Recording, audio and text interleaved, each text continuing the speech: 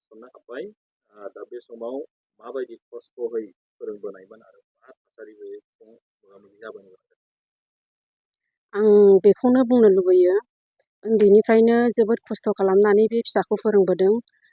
बिदिनो आं अमा दाउ फिसियो फानो बेजोंनो एसे एसे मदद खालामबोबाय थादों आरो आंना लामा गुदियाव दखान फिसा दङ। आं जि सुथाबो बेजोंनो आङो फिसाखौ दिनै बेसिम जेनथेन फोरोंबोबाय।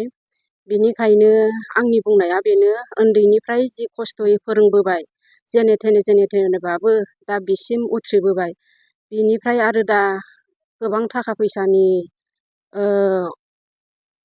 अभाब जानायाव आङो मानगोनां हाग्रामा महिलारि सारनिसिम खावलायो आंनि फिसानि बे IIT फरायनांगौआव सारा जोंखौ अननानै हेफाजाब खालामगोन होननानै आङो मिजिंथिबाय सारनिसिम। सासिद मेहेर इस्लारि, आङो अक्जिलियाम कलेजाव फरायो। आंना दा बेचलार्सआ जोबसिगोन। आङो बे GM एग्जामनि थाखाय आङो 4th सेमेस्टारनिफ्राय प्रिपेयार खालामदों।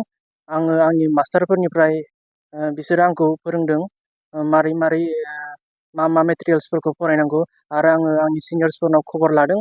बिसोरो आंनो जोबोद हेल्प खालामदों आरो आङो अनलाइन क्लास लादों। अनलाइन क्लासखौ सानफ्रोमबो लाबाय थादों। बेजों लोगोसे कलेजनि स्टाडिखौबो लांफादों आरो बेखौनो अनलाइन क्लासनि आरो गावनि बानायनाय नट्सफोरखौ फोथायनानै फरायनानै बेखौहाय एग्जामखौ पास खालामदों, आङो क्वालिफाइ खालामदों। नोंथाङा जि एन्ट्रेन्स एग्जाम होदोंमोन दा बे एग्जामाव नोंथाङा बेसेबां रेंकआव जानो? आङो आङो बेचलार्स अफ केमिस्ट्रि फरायबाय थादों। दा बे एग्जामखौ बे GM एग्जामखौ केमिस्ट्रियावहाय 12,000 जन होदोंमोन। आङो अल इन्डिया रेंक 1031आव मोनदों। जोंनि STनि थाखाय एसे रिलेक्स रेंकआ, ओंखायनो आङो बेयाव चान्स मोनबाय आरो। जे दायो नोंथाङा जि मुं थिसननो खाबु मोनबाय इयुन समहालागै नोंथांनि थांखिया? आंनि थांखिया आङो बे बोसोरनैखौ MSc खौ मोजाङै मोजां बारग'लांहोगोन आरो उननि एग्जाम नेट दङ, गेट दङ, बिसोरखौ आङो बिनि थाखायबो प्रिपेयार खालामगोन आरो आङो फोरोंनायनि नङाबा गभर्नमेन्टनि जबफ्राव एसे नागिरगोन आरो।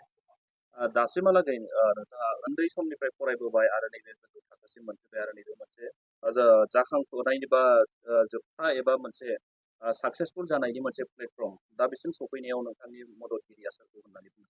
आङो फार्स्टआवनो आंनि बिमा बिफाखौ हामबाय होनो।